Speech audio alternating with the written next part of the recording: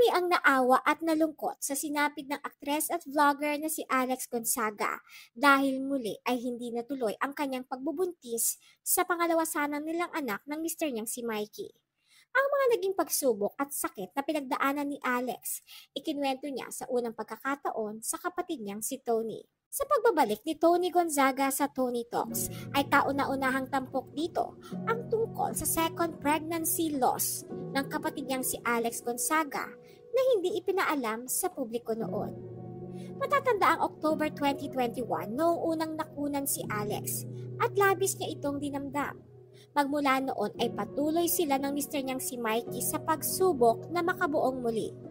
Ngunit itong buwan ng Oktubre lang taong 2023 ay muling nakunan si Alex sa pangalawang pagkakataon.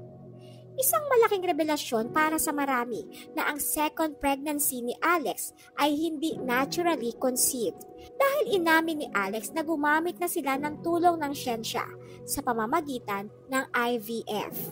Ayon kay Alex na pressure umano siya sa mga taong parating nagtatanong kung kailan ba siya magbubuntis, kaya siya nagdesisyon na sumailalim na sa IVF. Nakadagdag pa dito ang kontrobersyang kinasangkutan niya noong pahira niya ng icing ang waiter na nagdala ng kanyang birthday cake noong nakaraang taon. Dahil sa naturang video ay hinusgahan na siya ng marami. Bagaman gusto daw niyang depensahan ang sarili noon ay hindi niya magawa dahil tumatak na sa isip ng marami na isa siyang masamang tao. Bagaman hindi, pinapakita ni Alex noon na apektado siya sa mga akusasyon sa kanya bunsod nito, ay lihim pa na siyang nasasaktan kapag siya ay nag-iisa na lamang. Dalangin ni Alex noon, Lord, sana may magandang balik sa lahat ng sakit.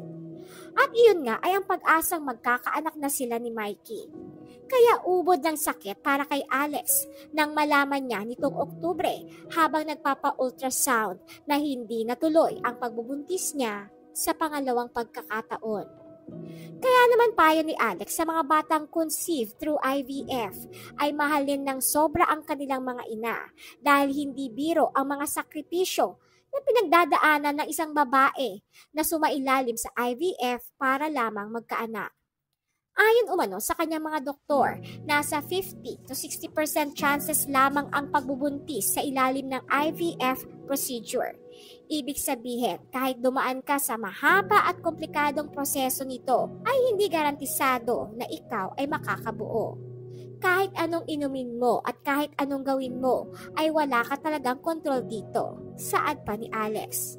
Samantala, very supportive naman umano kay Alex si Mikey sa pinagdadaanan nila at never nito ipinaramdam na fault niya ang mga nangyayari sa kanila. Gayunpaman ay may isang bagay ang natutunan si Alex sa kanyang naging karanasan. Wala sa ating mga kamay ang desisyon kung magkakaroon tayo ng anak o hindi. Tanging ang nasa itaas lamang ang siyang nakakaalam at ang may kontrol sa mga bagay-bagay na mangyayari sa ating buhay. Dagdag pa ni Alex Gonzaga.